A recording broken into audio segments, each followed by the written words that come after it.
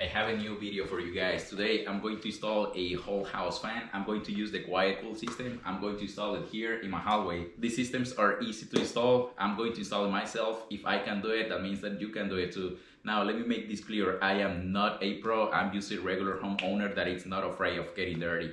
So what are we waiting for? Let's do this. The system that I'm going to install is a QuietCool STL Pro 3.3X. My original plan was to install the system right here, right in the middle of the hallway.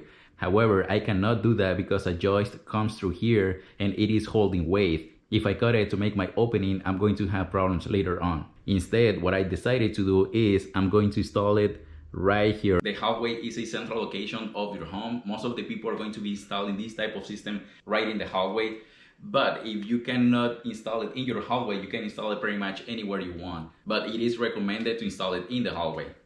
Inside of the box, you will find your manual, the template to cut the hole in the drywall. This is your grill, your register,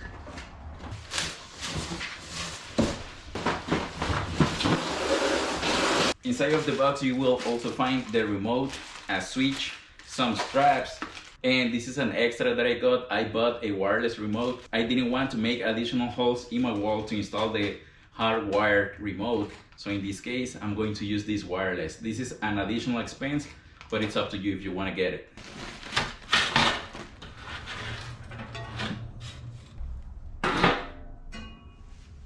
This motor already comes pre-wired with a power cord. However, we're gonna have to remove it to connect our control, or in my case, my wireless remote. But before doing any modifications, we need to make sure that this motor works. So I'm just going to connect it just for a couple of seconds.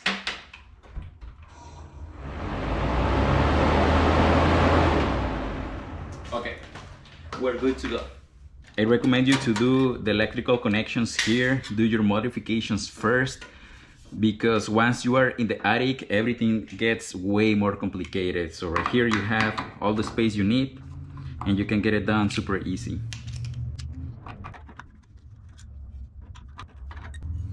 Now my next step is to remove this electrical box and install my wireless receiver. The manual of the wireless receiver has multiple instructions to wire different types of motors, but in this case mine is the STL Pro 3.3. This is the one that I'm going to follow to wire it. I'm going to take a picture of it and show you guys so you can see clearly the instructions. So now I'm going to proceed to remove this electrical box. These cables are coming from the motor and these cables are coming from your power cord.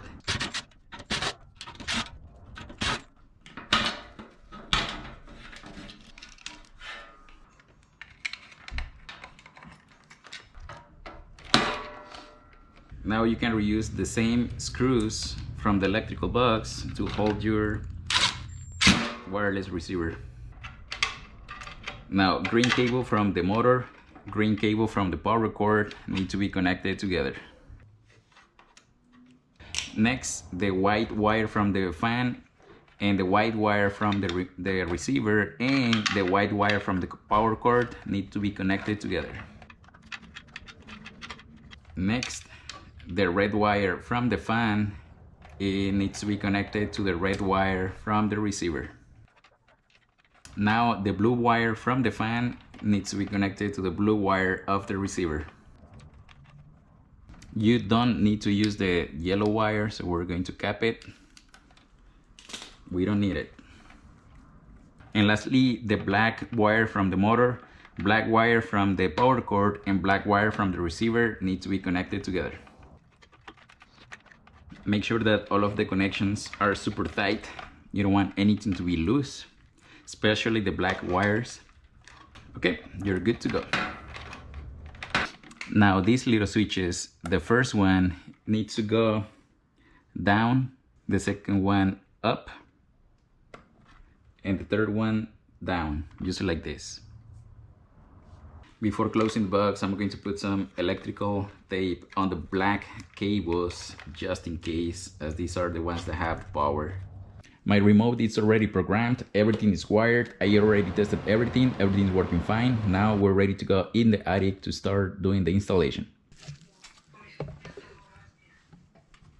I'm going to install it around there. You need to make sure that you have at least 30 inches from your base to your ceiling. Otherwise, your system is not going to fit. Before going in the attic, make sure to wear long sleeve, gloves, and a respirator because working with insulation is not fun at all.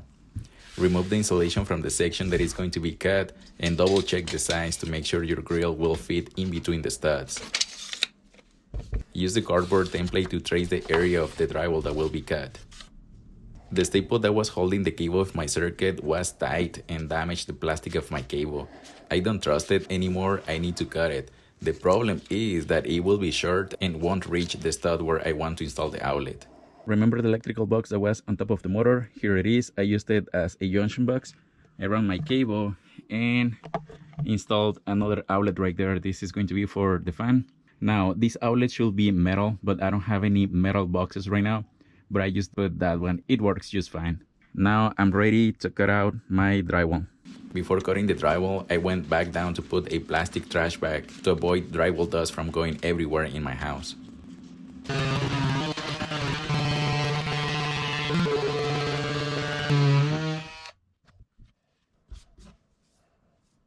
Now, the next step is to prepare the damper box. The damper box has 4 removable tabs on the sides. Remove one of them so the box sits next to your stud. That way you will be able to put screws and secure the box. The box was designed to fit through the hole.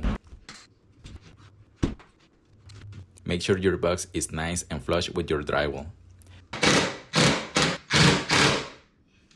Next, install your grill.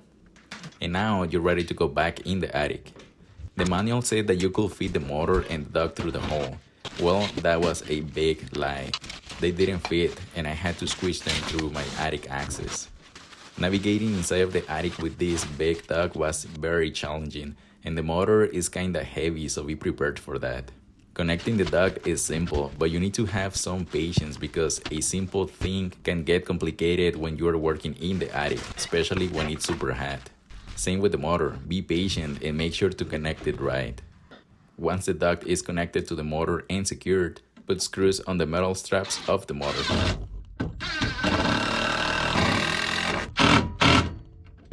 And lastly, get the power cord and connect it to your outlet. Oh, and don't forget to charge your light because mine ran out of battery. No! And this is the final product. I spent a few minutes testing the system, making sure that everything was working fine, especially the new junction box and the outlet that I installed.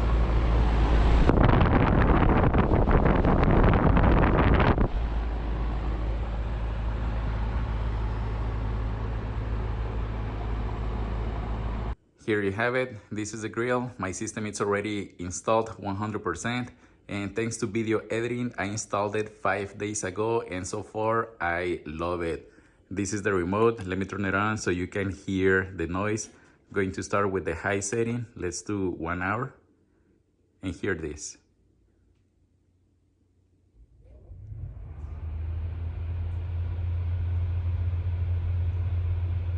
That's the noise that you get on the high setting. It's not too loud and it's not distracting at all. And it also pulls a lot of air. Now let's go to the low setting.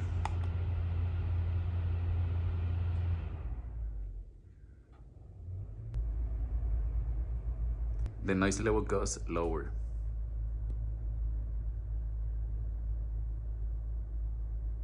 And the last step is to install your remote on the wall.